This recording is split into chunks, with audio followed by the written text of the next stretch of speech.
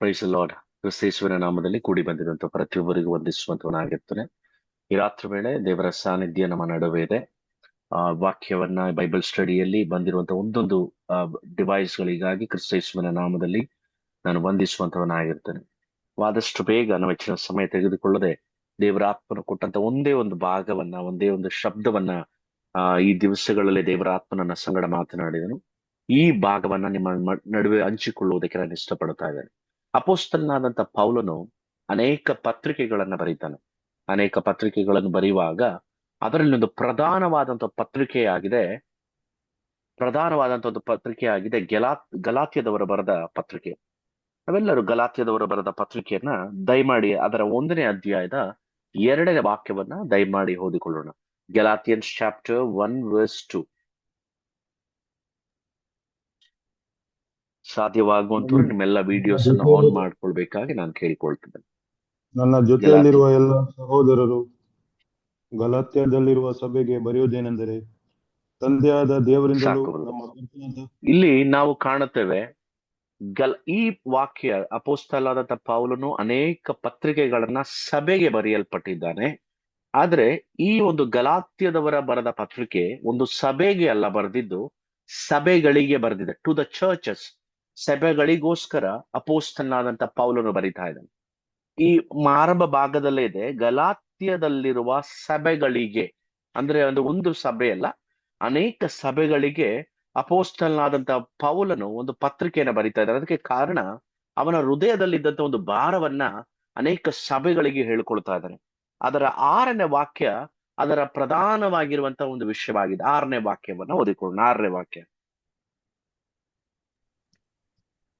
ಕ್ರಿಸ್ತನ ಕೃಪೆಯಿಂದ ನಿಮ್ಮನ್ನು ಕರೆದಾತನನ್ನು ನೀವು ಇಷ್ಟು ಬೇಗನೆ ಬಿಟ್ಟು ಬೇರೆ ಸುವಾರ್ತೆಯನ್ನು ಹಿಡಿದಿರುವುದಕ್ಕೆ ಆಶ್ಚರ್ಯಪಡುತ್ತೇನೆ.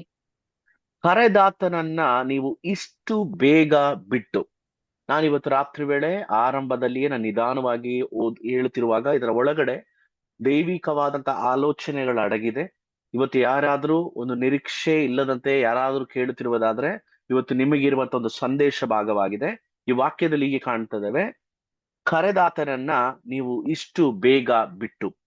ಇಲ್ಲಿ ಪೌಲನು ಹೇಳ್ತಾ ಇದ್ದಾನೆ, ಕ್ರಿಸ್ತನು ನಮ್ಮನ್ನ ಕರೆದಿದ್ದನ್ನ, ಆ ಕರೆವಿಕೆಯನ್ನ ಇಷ್ಟು ಬೇಗ ಮರೆತು ಬಿಟ್ರಲ್ಲ ಎಂಬುದಾಗಿ ತನ್ನ ಸಭೆಗಳಿಗೆ ಪೌಲನು ಹೇಳ್ತಾ ಇದ್ದಾನೆ. ನಾವು ನೆನೆಸ್ತೇವೆ, ಕ್ರಿಸ್ತರು ಎಷ್ಟು ಜನ ನಂಬ್ತಿರೋ ಇವತ್ತು ರಾತ್ರಿ ವೇಳೆ ದೇವರು ನಮ್ಮನ್ನ ಕರೆದಿದ್ದಾನೆ ಎಂಬುದಾಗಿ. ಅದರ ನಂಬಿಕೆ ನೋಡೋಣ. ದೇವರು ನಮ್ಮನ್ನ ಕರೆದಿದ್ದಾನೆ, ದೇವರು ನನ್ನ ಕುಟುಂಬವನ್ನ ಕರೆದಿದ್ದಾನೆ, ದೇವರು ನನ್ನ ಮಕ್ಕಳನ್ನ ಕರೆದಿದ್ದಾನೆ. ದೇವರು ಕರೆಯುವಿಕೆಯನ್ನ ಬಿಟ್ಟಿರುವಂತ ಒಂದು ಗುಂಪಿಗೆ ಪೌಲನ ಹೇಳ್ತಾ ಇದ್ದಾನೆ. ಕರೆವಿಕೆ ಅನ್ನುವಂಥದ್ದು, ದೇವರ ಕರೆವಿಕೆ ಅನ್ನುವಂಥದ್ದು ನಾವು ನೆನೆಸೋ ರೀತಿಯಲ್ಲಿ ಒಂದು ಸಭೆಗೆ ಹೋಗೋದ್ರಿಂದ ದೇವರ ಕರೆವಿಕೆಯಲ್ಲಿ ನಾವು ಇರೋದಿಲ್ಲ. ಒಂದು ಭಾನುವಾರ ಅಥವಾ ಒಂದು ಶುಕ್ರವಾರ ಅಥವಾ ಒಂದು ಬೈಬಲ್ ಸ್ಟಡಿ ಅಥವಾ ಒಂದು ಪ್ರಾರ್ಥನಾ ಕೂಟಗಳಿಗೆ ಹೋಗಿ ಹಾಡು ಹೇಳಿ ಬರುವುದಲ್ಲ ಒಂದು ಕರೆವಿಕೆಯ, ಒಂದು ಕ್ರೈಸ್ತನ ಲಕ್ಷಣ. ಈ ವಾಕ್ಯದಲ್ಲಿ ಹೀಗೆ ಕಾಣುತ್ತೇವೆ, ಕರೆದಾತನನ್ನ ನೀವು ಇಷ್ಟು ಬೇಗ ಮರ್ತು ಬಿಟ್ಟಿದ್ದೀರಾ ಎಂಬುದಾಗಿ. ಇದರ ಹಿಂದೆ, ನಮ್ಮ ಕರೆವಿಕೆ ಹಿಂದೆ ಒಂದು ದೊಡ್ಡ ಉದ್ದೇಶ ಇದೆ. ಎಷ್ಟು ಜನಕ್ಕೆ ಅದು ಗೊತ್ತಿದೆ ಎಂಬುದಾಗಿ ಗೊತ್ತಿಲ್ಲ. ಪ್ರತಿಯೊಂದು ಕರೆವಿಕೆಯ ಹಿಂದೆ, ಪ್ರತಿಯೊಂದು ಕಾಲಿಂಗ್ನ ಹಿಂದೆ ಒಂದು ದೊಡ್ಡ ಉದ್ದೇಶವಿದೆ. ನಾನೊಂದು ಉದಾಹರಣೆ ನಿಮ್ಗೆ ಹೇಳ್ತಾನೆ.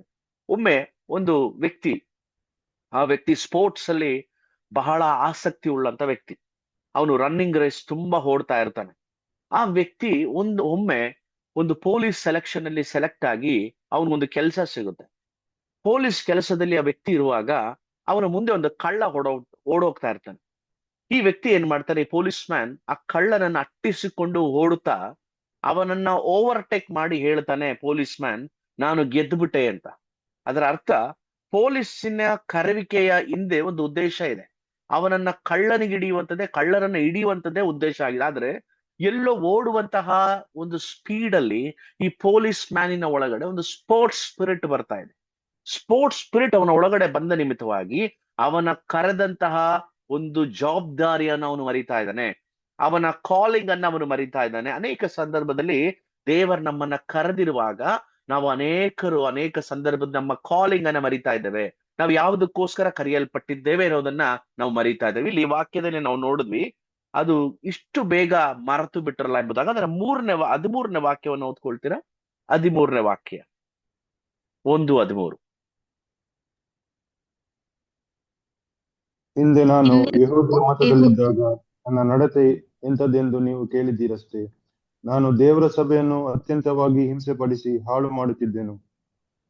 ಸಾಕು. ಇಲ್ಲಿ ನೋಡುವಾಗ ಹಿಂದೆ ನಾನು ಒಂದು ಯಾವ ಮತದಿಂದ ಬಂದಿದ್ದು, ಯಾವ ಜಾತಿಯಿಂದ ಬಂದಿದ್ದು, ಅಪೋಸ್ತಲನಾದಂತ ಪೌಲನು ಅಥವಾ ಸೌಲನು ಬರ್ತಿರುವಂತ ಒಂದು ಜಾತಿಯ ಹೆಸರಲ್ಲಿ ಬರೆದಿದೆ. ಹಿಂದೆ ನಾನು ಯಹೂದ್ಯ ಮತದಲ್ಲಿದ್ದಾಗ, ಅಂದ್ರೆ ನಾನೊಂದು ಜಾತಿಯಲ್ಲಿದ್ದೆ, ನಾನು ಯಹೂದ್ಯ ಜಾತಿಯಲ್ಲಿದ್ದೆ, ಆ ಒಂದು ಮತದ ಒಳಗಡೆ ಇದ್ದಂತಹ ಒಂದು ವ್ಯಕ್ತಿ ನಾನು. ಆ ಜಾತಿಯಲ್ಲಿ ಅನೇಕ ವೈರಾಗ್ಯಗಳಿದೆ, ಅವನಿಗೆ ಒಳ್ಳೆ ಆಚರಣೆಗಳಿದೆ, ಟ್ರೆಡಿಷನಲ್ ಸಿಸ್ಟಮ್ಸ್ ಇದೆ, ಒಳ್ಳೊಳ್ಳೆ ಒಂದು ಜಾತಿಯಲ್ಲಿ ಇರಬೇಕಾದಂತ ಕಾರ್ಯಗಳನ್ನೆಲ್ಲ ಇದೆ. ಈ ತರ ಜಾತಿಯಲ್ಲಿದ್ದಂತಹ ಒಂದು ಅಪೋಸ್ತಲನಾದಂತಹ ಪೌಲನು ಒಂದು ಬರ್ತಾ ಇರುವಂತ ಮತ್ತೊಂದು ಜಾತಿ, ಅದು ಕ್ರೈಸ್ತ ಜಾತಿ ಅಲ್ಲ, ಅದು ಬರ್ತಾ ಇರೋದು ಯಹೂದ್ಯ ಜಾತಿಯಿಂದ ಕ್ರೈಸ್ತ ಜಾತಿಗಲ್ಲ ಬರ್ತಾ ಇರೋದು. 9ನೇ ಅಧ್ಯಾಯದ 2ನೇ ವಾಕ್ಯದಲ್ಲಿ, ಅಪೊಸ್ತಲರ ಕೃತ್ಯಗಳು 9ನೇ ಅಧ್ಯಾಯದ 2ನೇ ವಾಕ್ಯದಲ್ಲಿ ಹೀಗೆ ಬರೆಯಲ್ಪಟ್ಟಿದೆ: ಆ ಮಾರ್ಗವನ್ನ ಹಿಡಿದವರು ಯಾರಾದರೂ ಸಿಕ್ಕಿದರೆ, ಆಮೇಲೆ ಆ ಮಾರ್ಗವನ್ನ ಅಂದ್ರೆ ಅಪೋಸ್ತಲನಾದಂತಹ ಸೌಲನು ಒಂದು ಯಹೂದ್ಯ ಜಾತಿಯಿಂದ, ಯಹೂದ್ಯ ಮತದಿಂದ ಬರ್ತಾ ಇರೋದೊಂದು ಮತ್ತೊಂದು ಮತಕ್ಕಲ್ಲ, ಮತ್ತೊಂದು ಜಾತಿಗಲ್ಲ. ಅವನು ಬರ್ತಾ ಇರೋದು 9ನೇ ಅಧ್ಯಾಯದ 2ನೇ ವಾಕ್ಯ, ಅಪೊಸ್ತಲರ ಕೃತ್ಯಗಳು. ಆ ಮಾರ್ಗವನ್ನ ಅಂದ್ರೆ ಅವನೊಂದು ಜಾತಿಯಿಂದ ಅವನು ಬರ್ತಾ ಇರುವಂತ ಒಂದು ಜಾತಿಯ ಹೆಸರೇ ಆ ಮಾರ್ಗ. ಇವತ್ತು ಗಟ್ಟಿಯಾಗಿರೋಣ, ಆ ಮಾರ್ಗ. Praise the Lord, hallelujah. ಎಷ್ಟು ಜನ ನಂಬಿಕೆಯಿಂದ ಹೇಳಲಿಕ್ಕೆ ಸಾಧ್ಯ? ನಾನೊಂದು ಜಾತಿಯಲ್ಲಿ ಒಳಲ್ಪಟ್ಟಿದ್ದೆ, ನಾನೊಂದು ಡಿನಾಮಿನೇಷನ್ ಅಲ್ಲಿ ಇದ್ದೆ, ದೇವರು ನನ್ನನ್ನ ಕರೆದ ನಿಮಿತ್ತವಾಗಿ ನಾನು ಬಂದಿರುವಂತದ್ದು ಯಾವ ಚರ್ಚ್ಗೂ ಅಲ್ಲ, ಯಾವುದೇ ಒಂದು ಡಿನಾಮಿನೇಷನ್ಗೆ ಅಲ್ಲ, ನಾನೊಂದು ಮಾರ್ಗಕ್ಕೆ ಬಂದಿದ್ದೇನೆ. Praise the Lord. ಈ ಮಾರ್ಗಕ್ಕೊಂದು ಪ್ರತ್ಯೇಕತೆ ಇದೆ. ಇವತ್ತು ರಾತ್ರಿ ವೇಳೆ ಇವತ್ತೆಷ್ಟು ಜನ ನಂಬ್ತೀರಾ ಗೊತ್ತಾ? ಈ ವಿಡಿಯೋನ ನೋಡುತ್ತಿರುವಂತ ಪ್ರತಿಯೊಬ್ಬರಿಗೆ ಯೇಸುವಿನ ನಾಮದಲ್ಲಿ ಹೇಳ್ತಾ ಇದ್ದೇನೆ, ನೀವು ಬಂದಿರುವಂತದ್ದು ಯಾವುದೋ ಒಂದು ಚರ್ಚ್ಗಲ್ಲ, ನೀವು ಸೇರಲ್ಪಟ್ಟಿರುವಂತದ್ದು ಯಾವುದೋ ಒಂದು ಡಿನಾಮಿನೇಷನ್ಗಲ್ಲ, ನೀವು ಬಂದಿರುವಂತದ್ದು ಒಂದು ಮಾರ್ಗಕ್ಕಾಗಿದೆ ಅನ್ನೋದು ಮರೆಯಬಾರದು. ಹಲ್ಲೆಲೂಯಾ. ಇಲ್ಲಿ ಪೌಲನು ಬರ್ತಾ ಇರೋದು ಒಂದು ಮಾರ್ಗಕ್ಕೆ. ಈ ಮಾರ್ಗಕ್ಕೆ ಬರುತ್ತಿರುವಂತಹ ಈ ಮಾರ್ಗ ಎಂತ ಮಾರ್ಗ ಎಂಬುದಾಗಿ ನೋಡುವಾಗ, ಈ ಮಾರ್ಗದಲ್ಲಿ ಹೇಳ್ಕೊಳ್ಳೋಕೆ ಏನು ಅಷ್ಟಾಗಿ ಏನು ಇಲ್ಲ. ಈ ಮಾರ್ಗದಲ್ಲಿ ತುಂಬಾ ಅದರ 8ನೇ ಅಧ್ಯಾಯದ ಅಪೊಸ್ತಲರ ಕೃತ್ಯಗಳು 8ನೇ ಅಧ್ಯಾಯದ 1ನೇ ವಾಕ್ಯವನ್ನು ಓದ್ಕೊಳ್ತೀರಾ? 8:1. Acts chapter 8 verse 1. ಇದನ್ನು ಇದನ್ನು ಹೇಳಿ ನಿದ್ರೆ ಹ್ಮ್ ಹೋದನು. ಸೌಲನು ಹ್ಮ್ ಅವನ ಕೊಲೆಗೆ ಸಮ್ಮತಿಸುವವನಾಗಿದ್ದನು. ಆ ಹ್ಮ್ ದಿವಸದಲ್ಲಿ ಯೆರೂಸಲೇಮಿನಲ್ಲಿದ್ದ ಸಭೆಗೆ ದೊಡ್ಡ ಹಿಂಸೆ ಉಂಟಾಯಿತು. ಅಪೊಸ್ತಲರು ಹೊರತಾಗಿ ಎಲ್ಲರೂ ಯೂದಾಯ, ಸಮಾರ್ಯ ಸೀಮೆಗಳಲ್ಲಿ ಚದರಿ ಹೋದರು. ನೋಡಿ, ಈ ವಾಕ್ಯದಲ್ಲಿ ದೊಡ್ಡ ಹಿಂಸೆ ಆಯಿತು. ಯಾವ ಮಾರ್ಗದಲ್ಲಿ ನಾನು ಹೇಳಿದೆ? ಅಪೊಸ್ತಲನಾದಂತ ಪೌಲನು ಒಂದು ಯಹೂದ್ಯ ಜಾತಿಯಿಂದ ಅಥವಾ ಯಹೂದ್ಯ ಪ್ರಾಂತ್ಯದಿಂದ, ಆ ಒಂದು ಕಲ್ಚರ್ ಇಂದ, ಆ ರಿಲಿಜಿಯಸ್ ಸಿಸ್ಟಮ್ ಇಂದ ಇವನು ಬರ್ತಾ ಇರುವಂತದ್ದು ಒಂದು ಮಾರ್ಗಕ್ಕೆ. ಈ ಮಾರ್ಗದಲ್ಲಿ ಏನಿದೆ? ಮಾರ್ಗದಲ್ಲಿ ಹೀಗೆ ಕೇಳಿದ್ವಿ, ದೊಡ್ಡ ಹಿಂಸೆ ಉಂಟಾಯಿತು. Praise the Lord, hallelujah. ದೊಡ್ಡ ಹಿಂಸೆ ಉಂಟಾಯಿತು. ಈ ಮಾರ್ಗದಲ್ಲಿ ಏನಿದೆ ಗೊತ್ತಾ? ದೊಡ್ಡ ಹಿಂಸೆ ಇದೆ. ಹಿಂಸೆ ಉಂಟಾದಾಗ ಅಲ್ಲಿರೋರೆಲ್ಲರೂ ಸೇರಿ ಒಂದು ಕಂಪ್ಲೇಂಟ್ ಕೊಟ್ರು ಅಂತ ಬರೆಯಲ್ಪಟ್ಟಿಲ್ಲ, ಅಥವಾ ಒಂದು ಎಸ್ಕಲೇಷನ್ ರೈಸ್ ಮಾಡಿದ್ರು ಅಂತ ಬರೆಯಲ್ಪಟ್ಟಿಲ್ಲ. ಅಲ್ಲಿ ಬರೆಯಲ್ಪಟ್ಟಿದ್ದು, ಸಮಸ್ಯೆ ಆದಾಗ ಎಲ್ಲರೂ ಚದರಿ ಹೋದ್ರು, ಹಂಗೆ ಅಲ್ಲ ಬರೆಯಲ್ಪಟ್ಟಿದ್ದು. ಸಮಸ್ಯೆ ಆದಾಗ ಎಲ್ಲರೂ ಕೂಡ ಚದರಿ ಹೋದ್ರು. ಅನೇಕ ಸಂದರ್ಭದಲ್ಲಿ ನಾವು ರಕ್ಷಣೆ ಹೊಂದಿ ದೀಕ್ಷಾಸ್ನಾನವನ್ನ ತಕೊಂಡು ಈ ಮಾರ್ಗಕ್ಕೆ ಬಂದಾಗ ಹೊರಗಡೆ ಇರುವಂತ ಜನರು ನಮ್ಮನ್ನ ನೋಡಿ ಹೇಳ್ತಾರೆ, ಅಲ್ಲಿ ಏನಿದೆ, ಅಲ್ಲಿ ಏನು ಇಲ್ವಲ್ಲ ಅಂತ ಹೇಳುವಾಗ ಒಂದು ವಿಷಯ ನಾನು ಹೇಳ್ತೇನೆ: ಹೊರಗಡೆ ಇಲ್ಲದೆ ಇರುವಂತ ಒಂದು ಸಮಾಧಾನ, ಹೊರಗಡೆ ಇಲ್ಲದೆ ಇರುವಂತ ನಿರೀಕ್ಷೆ, ಹೊರಗಡೆ ಇಲ್ಲದೆ ಇರುವಂತ ನಂಬಿಕೆ, ಹೊರಗಡೆ ಇಲ್ಲದೆ ಇರುವಂತ ಒಂದು ಆಶ್ವಾಸನೆ ಈ ಮಾರ್ಗದ ಒಳಗಡೆ ಇದೆ. ಅದೆಷ್ಟು ಜನ ಅನುಭವಿಸಿದ್ದೀರಾ ಎಂಬುದಾಗಿ ಗೊತ್ತಿಲ್ಲ. ಅನುಭವವುಳ್ಳವರು ದೇವರಿಗೆ ಗಟ್ಟಿಯ ಒಂದು ಸ್ತೋತ್ರ ಮಾಡೋಣ. ಹಲ್ಲೆಲೂಯಾ. ನಾನು ಈ ಮಾರ್ಗಕ್ಕೆ ಬಂದ ನಿಮಿತ್ತವಾಗಿ ನನಗೊಂದು ಸಮಾಧಾನ ದೊರಕಿದೆ. ಈ ಮಾರ್ಗಕ್ಕೆ ಬಂದ ನಿಮಿತ್ತವಾಗಿ ನನಗೊಂದು ನೆಮ್ಮದಿ ದೊರಕಿದೆ. ಈ ಮಾರ್ಗಕ್ಕೆ ಬಂದ ನಿಮಿತ್ತವಾಗಿ ನನಗೊಂದು ನಿರೀಕ್ಷೆ ಇದೆ. ಹಲ್ಲೆಲೂಯಾ. ಪೌಲನ್ ನೋಡಿ, ಬರ್ತಾ ಇರುವಂತ ಜಾಗ ಒಂದು ಯಹೂದ್ಯ ಮತದಿಂದ, ಆ ಒಂದು ದೊಡ್ಡ ಒಂದು ಏನಂತಾರೆ, ಆ ರಿಲಿಜಿಯಸ್ ಸಿಸ್ಟಮ್ ಇಂದ, ದೊಡ್ಡ ದೊಡ್ಡ ಸಭೆ, ದೊಡ್ಡ ದೊಡ್ಡ ಟ್ರೆಡಿಷನಲ್ ಬ್ಯಾಕ್ ಗ್ರೌಂಡ್, ಒಳ್ಳೆ ಆ ತರ ಇರುವಂತಹ ಸಿಸ್ಟಮ್ ಇಂದ ಅವನು ಬರ್ತಾ ಇರೋದು ಒಂದು ಮಾರ್ಗಕ್ಕಾಗಿದೆ. ಇಲ್ಲಿ ಮಾರ್ಗಕ್ಕೆ ಬಂದಾಗ ಪೌಲನು 13ನೇ ವಾಕ್ಯದಲ್ಲಿ ಹೀಗೆ ಕಾಣ್ತಾ ಇದ್ವು. ಅವು ಗಲಾತ್ಯದವರ ಬರೆದ ಪತ್ರಿಕೆ 13ನೇ ವಾಕ್ಯ, 15ನೇ ವಾಕ್ಯ, 15ನೇ ವಾಕ್ಯ ಒಮ್ಮೆ ಓದ್ಕೊಳ್ಳೋಣ. ಗಲಾತ್ಯದವರ ಬರೆದ ಪತ್ರಿಕೆ 1ನೇ ಅಧ್ಯಾಯದ 15ನೇ ವಾಕ್ಯ. ಅದರಲ್ಲಿ ಹೀಗೆ ಕಾಣಲ್ಪಟ್ಟಿದೆ, ಆದರೆ ನಾನು ತಾಯಿಯ ಗರ್ಭದಲ್ಲಿದ್ದಾಗಲೇ ನನ್ನನ್ನ ಪ್ರತ್ಯೇಕಿಸಿ ತನ್ನ ಕೃಪೆಯಿಂದ ಕರೆದ ದೇವರು. ಹಲ್ಲೆಲೂಯಾ. ಪೌಲನು ಈ ಮಾರ್ಗಕ್ಕೆ ಬಂದಿದ್ದು ಎಷ್ಟನೇ ವಾಕ್ಯದಲ್ಲಿ ಅಂತ ನಾವು ನೋಡಿದ್ವಿ. 9ನೇ ವಾಕ್ಯದಲ್ಲಿ, ಅಪೊಸ್ತಲರ ಕೃತ್ಯ 9ನೇ ವಾಕ್ಯದಲ್ಲಿ ಪೌಲನು ಈ ಮಾರ್ಗಕ್ಕೆ ಬರ್ತಾ ಇದ್ದಾನೆ. ಆದ್ರೆ ಗಲಾತ್ಯದವರ ಬರೆದ ಪತ್ರಿಕೆಯಲ್ಲಿ ಪೌಲನ್ ಬರೀತಾ ಇದ್ದಾನೆ, ನಾನು 9ನೇ ಅಧ್ಯಾಯಕ್ಕಲ್ಲ ಈ ಮಾರ್ಗದಲ್ಲಿ ಬಂದಿದ್ದು, ತಾಯಿಯ ಗರ್ಭದಲ್ಲಿದ್ದಾಗಲೇ ನನ್ನನ್ನ ಪ್ರತ್ಯೇಕಿಸಿ. ಹಲ್ಲೆಲೂಯಾ. ಇವತ್ತು ತಾಯಿಯ ಗರ್ಭದಲ್ಲಿದ್ದಾಗಲೇ ದೇವರು ನಮ್ಮನ್ನ ಪ್ರತ್ಯೇಕಿಸಿದ್ರಿಂದನೇ ನಾವ್ ಇವತ್ತು ಆಗಿರೋದು. ಹಲ್ಲೆಲೂಯಾ. ನಾವು ಇಲ್ಲಿ ಸಭೆಗೆ ಬಂದಿದ್ರಿಂದ, ಬ್ಯಾಪ್ಟಿಸಮ್ ತಕ್ಕೊಂಡಿಂದ ಈ ಸಭೆಗೆ ಬಂದಿದ್ದಲ್ಲ, ಅಥವಾ ಯಾವುದೋ ಒಂದು ಆಕ್ಸಿಡೆಂಟಲ್ ನಿಮಿತ್ತ ಈ ಸಭೆಗೆ ಸೇರಿದ್ದಲ್ಲ. ತಾಯಿಯ ಗರ್ಭದಲ್ಲಿದ್ದಾಗಲೇ ದೇವರು ನಮ್ಮನ್ನ ಪ್ರತ್ಯೇಕಿಸಿದ್ದಾನೆ. ಈ ಸಪರೇಟೆಡ್. ಹಲ್ಲೆಲೂಯಾ. ಇವತ್ತೆಷ್ಟು ಜನ ಅದ ನಂಬಿಕೆಯಿಂದ ಹೇಳಲಿಕ್ಕೆ ಸಾಧ್ಯ? ದೇವರು ನನ್ನನ್ನು ಸಪರೇಟ್ ಮಾಡಿದನು. ಯಾವಾಗ ಗೊತ್ತಾ? ಕತ್ತಾರ್ಗೆ ಬಂದಾಗಲ್ಲ, ನಾವು ದುಬೈಗೆ ಬಂದಾಗಲ್ಲ, ನಾವು ಇಂಡಿಯಾದಲ್ಲಿ ಇದ್ದಾಗಲ್ಲ, ನಾವು ತಾಯಿಯ ಗರ್ಭದಲ್ಲಿರುವಾಗಲೇ. ಹಲ್ಲೆಲೂಯಾ. ದೇವರು ನಮ್ಮನ್ನ ಸಪರೇಟ್ ಮಾಡಿದ್ದಾನೆ. ಆಮೆನ್. ನಾವು ನೆನೆಸ್ಬೋದು, ಅಪೊಸ್ತಲನಾದಂತ ಪೌಲನು 9ನೇ ಅಧ್ಯಾಯದಲ್ಲಿ ದೇವರು ಅವನನ್ನ ಕರೆದಿದ್ದಾನೆ ಎಂಬುದಾಗಿ. ಆದರೆ 9ನೇ ಅಧ್ಯಾಯ ಅಲ್ಲ, ಅಲ್ಲಿ ಕಾಣಲ್ಪಡುತ್ತೆ 9ನೇ ಅಧ್ಯಾಯದ 7ನೇ ಅಧ್ಯಾಯದ 54ನೇ ವಾಕ್ಯದಲ್ಲಿ ಹೀಗೆ ಕಾಣ್ತೇವೆ. ಅಲ್ಲಿ ಸ್ಟೇಫಾನೋಸನ ಬಗ್ಗೆ ಬರೆಯಲ್ಪಟ್ಟಿದೆ, ಸ್ಟೀಫನ್ನ ಬಗ್ಗೆ ಬರೆಯಲ್ಪಟ್ಟಿದೆ. ಅಪೊಸ್ತಲರ ಕೃತ್ಯಗಳು 7:54 ಹೀಗೆ ಕಾಣ್ತೇವೆ. ಸ್ಟೀಫನನ್ನ ಕಲ್ಲೆಸೆದು ಕೊಲ್ಲುತ್ತಿರುವಾಗ ಅವನನ್ನ ಒಂದೇ ಒಂದು ಮೆಸೇಜಿನ ನಿಮಿತ್ತವಾಗಿ, ಒಂದು ಸಂದೇಶದ ನಿಮಿತ್ತವಾಗಿ ಅವನ ಜೀವಿತವನ್ನೇ ಅವನು ಕಳೆದುಕೊಂಡ. ನಾವು ಅನೇಕ ಸಂದರ್ಭದಲ್ಲಿ ನಾವು ಅನೇಕ ಸಂದೇಶಗಳು ಕೊಡೋದು, ಲೈವ್ ಮಾಡೋದು, ನಾವು ಮೆಸೇಜ್ ಕೊಡೋದಲ್ಲ. ಏನಕ್ಕೆ ಅಂತಂದ್ರೆ ಅನೇಕರಿಗೆ ಇದು ರೀಚ್ ಆಗ್ಲಿ ಎಂಬುದಾಗಿ ಆ ಭಾವನೆಯಿಂದ ನಾವು ಕೊಡ್ತೇವೆ. ಅನೇಕರು ಇದನ್ನ ಕೇಳಬೇಕು ಅನ್ನುವಂತ ಭಾವನೆಯಲ್ಲಿ ಕೊಡ್ತೇವೆ. ಆದ್ರೆ ಸ್ಟೀಫನ್ನ ಬಗ್ಗೆ ನೋಡ್ತೇವೆ, ಒಂದು ಪ್ರಸಂಗದ ನಿಮಿತ್ತವಾಗಿ ಅವನನ್ನ ಕಲ್ಲು ಹೊಡೆದು ಸಾಯಿಸ್ತಾ ಇದ್ದಾರೆ. ಆ ವಾಕ್ಯದಲ್ಲಿ ಹೀಗೆ ಕಾಣ್ತೇವೆ, ಕಲ್ಲು ಹೊಡೆದು ಸಾಯಿಸಿದಾಗ ಅವನು ಕಾಣುತ್ತಿರುವಂತ ಒಂದು ವಿಷಯ ಇದೆ, ಪರಲೋಕ ತೆರೆದಿರುವಂತಹ ಒಂದು ದರ್ಶನವನ್ನ ಸ್ಟೀಫನ್ ಕಾಣ್ತಾ ಇದ್ದಾನೆ. ಈ 58ನೇ ವಾಕ್ಯಕ್ಕೆ ಬರುವಾಗ, 7:58ಕ್ಕೆ ಬರುವಾಗ ಅಲ್ಲಿ ಒಂದು ವ್ಯಕ್ತಿಯ ಕುರಿತಾಗಿ ಬರೆಯಲ್ಪಟ್ಟಿದೆ. ಓದ್ಕೊಳ್ತೀರಾ? 58. Thank you Lord. Hallelujah. Acts chapter 7 verse 58. ಅವನ ಮೇಲೆ ಬಿದ್ದು ಅವನನ್ನು ಊರ ಹೊರಕ್ಕೆ ನೂಕಿಕೊಂಡು ಹೋಗಿ ಕೊಲ್ಲುವುದಕ್ಕೆ ಕಲ್ಲೆಸೆದರು. ಸಾಕ್ಷಿಯವರು ತಮ್ಮ ಬಟ್ಟೆಗಳನ್ನು ತೆಗೆದು ಸೌಲನೆಂಬ ಒಬ್ಬ ಯವನಸ್ಥನ ಕಾಲುಗಳ ಬಳಿಯಲ್ಲಿ ಇಟ್ಟರು. ನೋಡಿ, ಯಾರ ಕಾಲ ಬಳಿಯಲ್ಲಿ ಇಟ್ಟಿದ್ದರು? ಸೌಲನೆಂಬ. ಅಂದ್ರೆ ಈ ಸೌಲನು, ಇದೇ ಸೌಲು ಪೌಲಾದಾಗ ಇವನನ್ನ ಕರೆದಿದ್ದು 9ನೇ ಅಧ್ಯಾಯದಲ್ಲ, ಇವನು 7ನೇ ಅಧ್ಯಾಯದಲ್ಲಿದ್ದಾಗಲೇನೆ ದೇವರವನನ್ನ ಪ್ರತ್ಯೇಕಿಸಿದ್ದಾನೆ. ಸ್ತೋತ್ರ. ಹಲ್ಲೆಲೂಯಾ. ನಾವು ಅಂದ್ರೆ ಈ ನಮ್ಮನ್ನ ದೇವರು ಈ ಬಿಲೀವರ್ಸ್ ಚರ್ಚ್ಗೆ ಕರೆಯೋದಕ್ಕಿಂತ ಮುಂಚೆ, ಬ್ಯಾಪ್ಟಿಸಮ್ ತೆಗೆದುಕೊಳ್ಳೋದಕ್ಕಿಂತ ಮುಂಚೆ, ಈ ಕತ್ತರಿಗೆ ಬರೋದಕ್ಕಿಂತ ಮುಂಚೆ ದೇವರು ನಮ್ಮನ್ನೆಲ್ಲೋ ಪ್ರತ್ಯೇಕಿಸಿದ್ದಾನೆ. ಕಾರಣ ಅವನ ನಾಮಕ್ಕೋಸ್ಕರ ನಿಂತುಕೊಳ್ಳುವುದಕ್ಕೆ ದೇವರು ನಮ್ಮನ್ನ ಸಪರೇಟ್ ಮಾಡಿದ್ದಾನೆ. ಮೈ ಡಿಯರ್ ಬ್ರದರ್ ಸಿಸ್ಟರ್, ಇವತ್ತು ಯಾರೆಲ್ಲ ನೋಡ್ತಾ ಇದ್ದೀರಾ, ನಿಮ್ಮನ್ನ ದೇವರು ಒಂದು ಪಾಸ್ಟರ್ ಕಾಣುವುದಕ್ಕಿಂತ ಮುಂಚೆ ದೇವರು ನಿಮ್ಮನ್ನ ಸಪರೇಟ್ ಮಾಡಿದ್ದಾನೆ. ನಿಮ್ಮ ಬ್ರದರ್ ಸಿಸ್ಟರ್ಸ್ ಕಾಣುವುದಕ್ಕಿಂತ ಮುಂಚೆ ದೇವರು ನಿಮ್ಮನ್ನ ಸಪರೇಟ್ ಮಾಡಿದ್ದಾನೆ. ಕಾರಣ ಏನ್ ಗೊತ್ತಾ?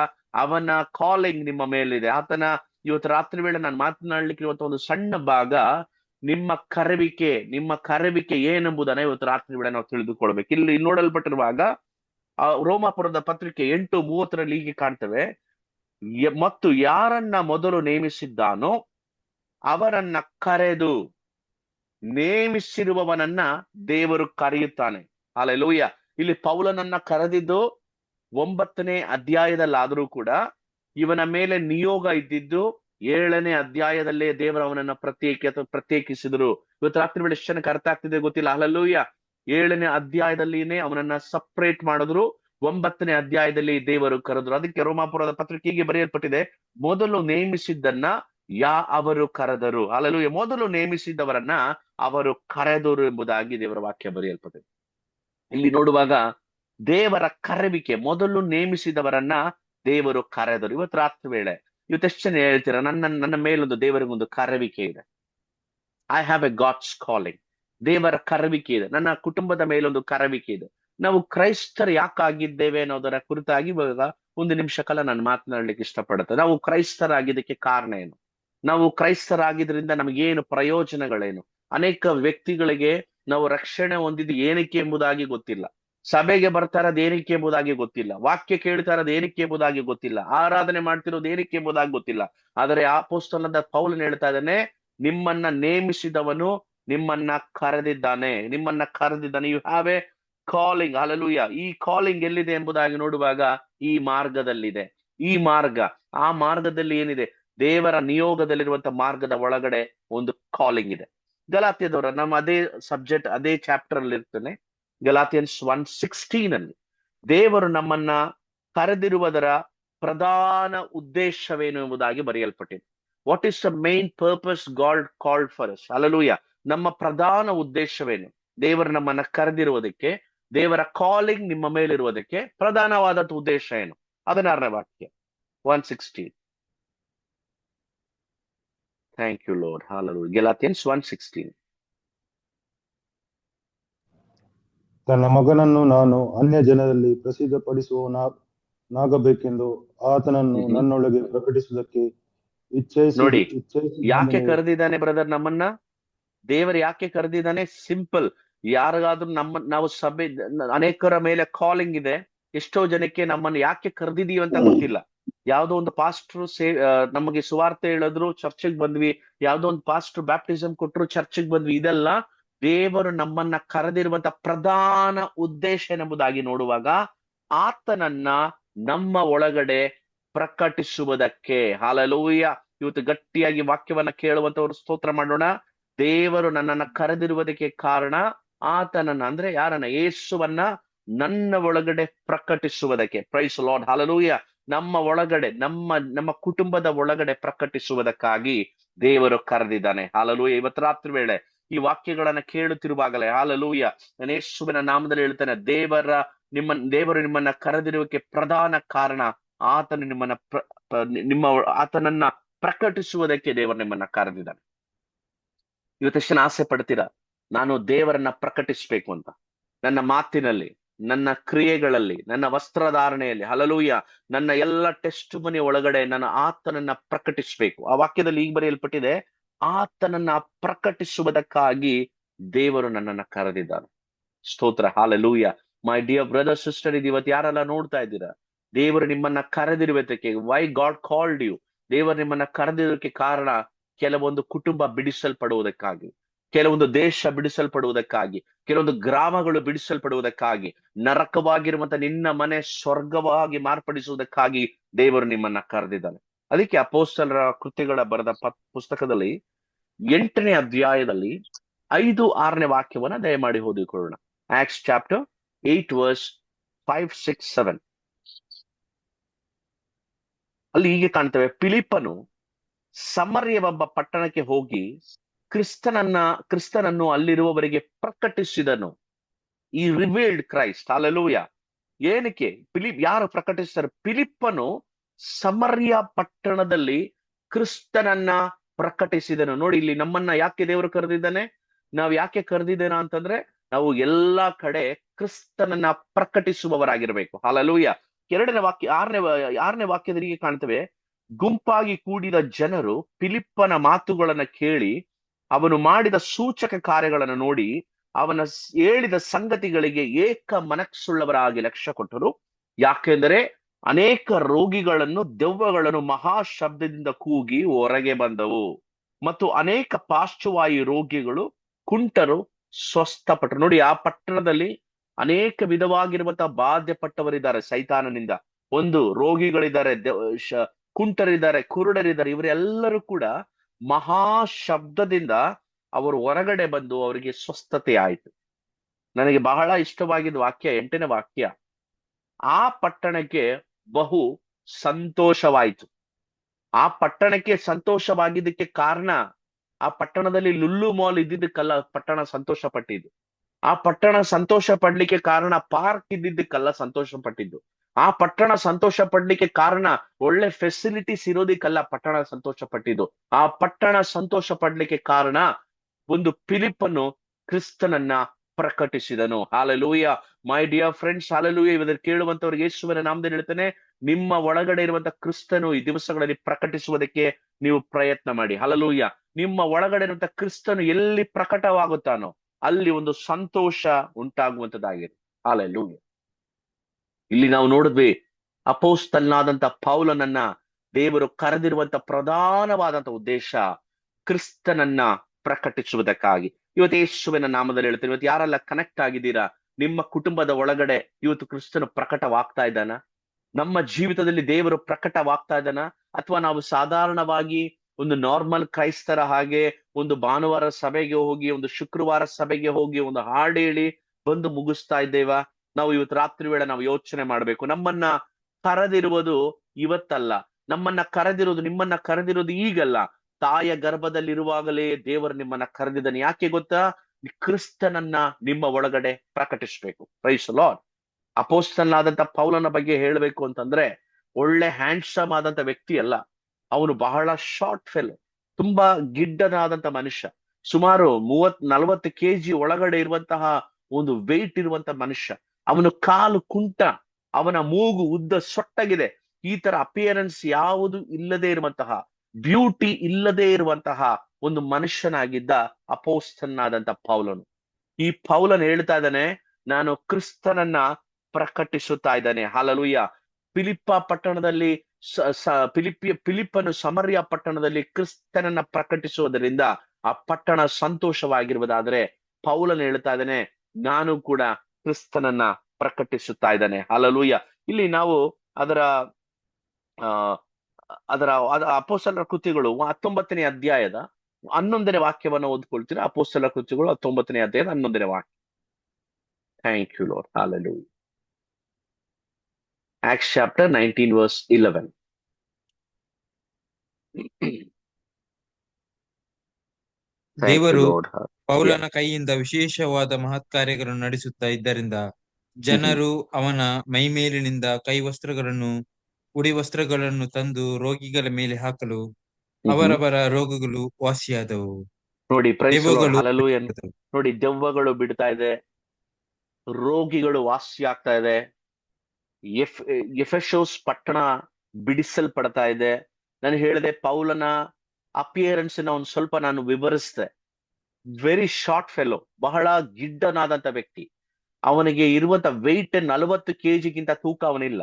ಅವನ ಕಾಲು ಸೊಟ್ಟಗಿದೆ, ಅವನ ಮೂಗು ಉದ್ದ, ಎಲ್ಲ ವಿಕಾರವಾಗಿರುವಂತ ಪೌಲನು ಕ್ರಿಸ್ತನನ್ನ ಪ್ರಕಟಿಸುತ್ತಿರುವಾಗ ವಾಕ್ಯದಲ್ಲಿ ಹೀಗೆ ಬರೆಯಲ್ಪಟ್ಟಿದೆ, ದೇವರು ಪೌಲನ ಕೈಯಿಂದ ವಿಶೇಷವಾದ ಮಹತ್ ಕಾರ್ಯಗಳನ್ನ ನಡೆಸುತ್ತಾ ಇದ್ದದರಿಂದ. ಅಂದ್ರೆ ಎಲ್ಲಿ ಕ್ರಿಸ್ತನನ್ನ ನಾವು ಪ್ರಕಟಿಸುತ್ತೇವೋ, ಎಲ್ಲಿ ನಾವು ಕ್ರಿಸ್ತನನ್ನ ನಮ್ಮ ಕುಟುಂಬದ ಒಳಗೆ ರಿವೀಲ್ ಮಾಡ್ತೀವೋ, ದೇವರು ನಮ್ಮ ಮುಖಾಂತರ ವಿಶೇಷ ಕಾರ್ಯಗಳನ್ನ ಮಾಡುತ್ತಾನೆ. ಇವತ್ತು ರಾತ್ರಿ ವೇಳೆ ಎಷ್ಟು ಜನ ಅದನ್ನ ನಂಬುತ್ತೀರಾ? ನನ್ನ ಜೀವಿತದಲ್ಲಿ ದೇವರು ವಿಶೇಷ ಕಾರ್ಯವನ್ನ ಮಾಡುತ್ತಾನೆ. ಹಾಲೆಲೂಯ. ವಿಶೇಷ ಕಾರ್ಯ ಮಾಡಬೇಕಾದ್ರೆ ನಾವು ಕ್ರಿಸ್ತನನ್ನ ಪ್ರಕಟಿಸುವುದಕ್ಕೆ ನಾವು ಸಿದ್ಧರಾಗಿರ್ಬೇಕು. ಇವತ್ತಿನ ಒಂದು ಪ್ರಶ್ನೆ ನಾನು ನಮ್ಮ ಒಳಗಡೆ ಹಾಕೋಣ. ನಮ್ಮನ್ನ ದೇವರು ಕರೆದಿದ್ದಾನೆ, ದೇವರು ನಮ್ಮನ್ನ ಕರೆದಿದ್ದಾನೆ. ನಮ್ಮ ಕುಟುಂಬಸ್ಥರ ನಡುವೆ, ನಮ್ಮ ಸಂಬಂಧಿಕರ ಮಧ್ಯದಲ್ಲಿ, ಎಲ್ಲರ ನಡುವೆ ದೇವರು ನಮ್ಮನ್ನ ಸಪರೇಟ್ ಮಾಡಿರೋದಕ್ಕೆ ಕಾರಣ ಏನ್ ಗೊತ್ತಾ ಮೈ ಡಿಯರ್ ಬ್ರದರ್ ಸಿಸ್ಟರ್? ಒಂದು ಹಾಡು ಹೇಳಿ ಹೋಗೋದಕ್ಕಾಗಲ್ಲ, ಒಂದು ವಾಕ್ಯ ಕೇಳಿ ಹೋಗೋದಕ್ಕಲ್ಲ, ಒಂದು ಕಾಣಿಕೆ ಕೊಟ್ಟು ಹೋಗೋದಕ್ಕಾಗಲ್ಲ. ದೇವರು ನಿಮ್ಮನ್ನ ಕರೆದಿರುವಂತ ಪ್ರಧಾನವಾದಂತ ಉದ್ದೇಶ, ನಿಮ್ಮ ಒಳಗಡೆ ಕ್ರಿಸ್ತನು ಪ್ರಕಟವಾಗಬೇಕು. ಹಾಲೆಲೂಯ. ನಿಮ್ಮ ಒಳಗಡೆ ಕ್ರಿಸ್ತನು ಪ್ರಕಟವಾದರೆ ನೀವಿರುವಂತಹ ದೇಶ ಬಿಡಿಸಲ್ಪಡುತ್ತೆ, ನೀವಿರುವಂತಹ ಮನೆ ಬಿಡಿಸಲ್ಪಡುತ್ತೆ, ಪಾಪದ ಮುಷ್ಟಿಯಲ್ಲಿರುವಂತಹ ಜನರು ಬಿಡಿಸಲ್ಪಡುತ್ತಾರೆ, ಶತ್ರುವಿನ ಮುಷ್ಟಿಯಲ್ಲಿರುವಂತವರು ಸ್ವತಂತ್ರಿಸಲ್ಪಡುತ್ತಾರೆ. ಕಾರಣ ನಾವು ಕ್ರಿಸ್ತನನ್ನ ಪ್ರಕಟಿಸುವಂತವರಾಗಿರ್ಬೇಕು. ಇವತ್ತು ರಾತ್ರಿ ವೇಳೆ, ಇವತ್ತು ಕನೆಕ್ಟ್ ಆಗಿರುವಂತ ಒಂದೊಂದು ವ್ಯಕ್ತಿಗಳಿಗೆ ನಾನು ಯೇಸುವಿನ ನಾಮದಲ್ಲಿ ಹೇಳ್ತಾ ಇದ್ದೇನೆ, ನಿಮ್ಮ ಒಳಗಡೆ ಕ್ರಿಸ್ತನು ಪ್ರಕಟವಾಗ್ತಾ ಇದ್ದಾನ? ನಿಮ್ಮ ಒಳಗಡೆ ಕ್ರಿಸ್ತನು ಪ್ರಕಟವಾಗ್ತಾ ಇದ್ದಾನ? ನೀವು ಅನುಭವಿಸಿದಂತ ಬಿಡುಗಡೆ ಮತ್ತೊಬ್ಬರಿಗೆ ಸಾರ್ಲಿಕ್ಕೆ ನಿಮ್ಮಿಂದ ಸಾಧ್ಯ ಆಗ್ತಾ ಇದೆಯಾ? ಇವತ್ತು ರಾತ್ರಿ ವೇಳೆ ಒಂದು ತೀರ್ಮಾನ ತೆಗೆದುಕೊಳ್ಳೋಣ, ದೇವಾ ನನ್ನ ಒಳಗಡೆ ಕ್ರಿಸ್ತನು ಪ್ರಕಟವಾಗ್ಬೇಕು. ಅದಕ್ಕೆ ಗೆಲಾತ್ಯದವರ ಆ ವಾಕ್ಯದಲ್ಲಿ 16ನೇ ವಾಕ್ಯದಲ್ಲಿ ಹೀಗೆ ಬರೆಯಲ್ಪಟ್ಟಿದೆ, 116 ಅಲ್ಲಿ ಹೀಗೆ ಬರೆಯಲ್ಪಟ್ಟಿದೆ, 116. Thank you Lord. Hallelujah. Galatians 1:16 ಓದ್ಕೊಳ್ತೀರಾ?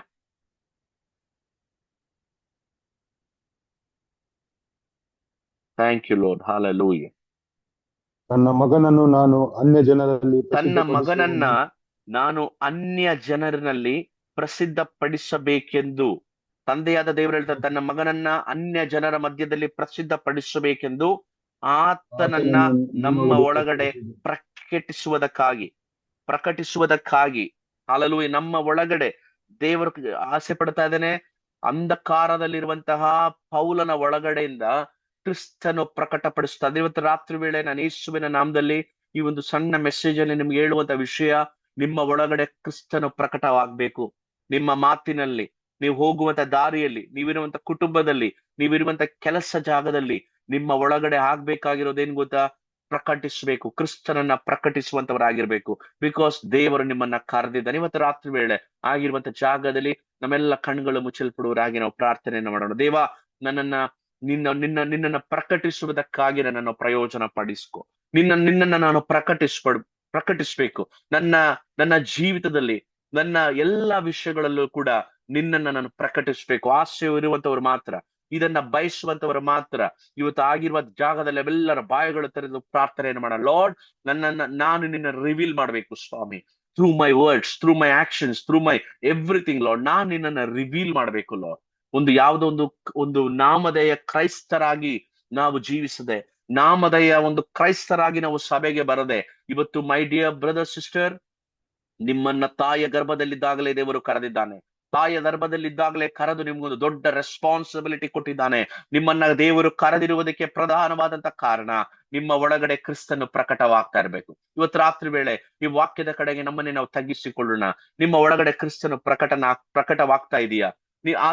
ಅಲ್ಲದೆ ಹೋದ್ರೆ ನೀವು ಸಾಧಾರಣವಾದಂತ ಜೀವಿತ ನಯಿಸ್ತಾ ಇದ್ದೀರಾ? ಇವತ್ತು ರಾತ್ರಿ ಒಂದು ಪ್ರಶ್ನೆಯನ್ನ ನಾವು ಹಾಕಿಕೊಳ್ಳೋಣ. ನಮ್ಮ ಒಳಗಡೆ ಕ್ರಿಸ್ತನು ಪ್ರಕಟವಾಗಬೇಕು. ನನ್ನ ಜೀವಿತದ, ನನ್ನ ಮಾತಿನಲ್ಲಿ, ನನ್ನ ಎಲ್ಲ ಆಕ್ಷನ್ ಅಲ್ಲಿ ನನ್ನ ಮಕ್ಕಳು ಕ್ರಿಸ್ತನನ್ನ ಪ್ರಕಟಪಡಿಸ್ಬೇಕು. ಹಲ್ಲೆಲೂಯಾ. ಇದೇ ನಮ್ಮ ಪ್ರಾರ್ಥನೆಯಾಗಿರ್ಲಿ, ಇದೇ ನಮ್ಮ ಇಚ್ಛೆಯಾಗಿರ್ಲಿ ಎಂಬುದಾಗಿ ವಾಕ್ಯದಿಂದ ನಿಮ್ಮನ್ನ ಆಶೀರ್ವಾದ ಮಾಡುತ್ತಾ ಇದ್ದೇನೆ. ರಿಮೆಂಬರ್, ದೇವರು ನಿಮ್ಮನ್ನ ಕರೆದಿರುವುದಕ್ಕೆ ಕಾರಣ ಕ್ರಿಸ್ತನನ್ನ ನಿಮ್ಮ ಒಳಗಡೆ ಪ್ರಕಟಿಸುವುದಕ್ಕಾಗಿ. ನೀವು ಯಾವುದೇ ದೇಶದಲ್ಲಾಗಿರ್ಲಿ, ಯಾವುದೇ ರಾಜ್ಯದಲ್ಲಾಗಿರ್ಲಿ, ಯಾವುದೇ ಗ್ರಾಮದಲ್ಲಾಗಿರ್ಲಿ, ನಿಮ್ಮ ಒಳಗಡೆ ಕ್ರಿಸ್ತನ ಪ್ರಕಟವಾಗ್ತಾ ಇರಬೇಕು. May God bless you. ದೇವರು ನಿಮ್ಮನ್ನ ಹೆಚ್ಚೆಚ್ಚಾಗಿ ಆಶೀರ್ವದಿಸಲಿ.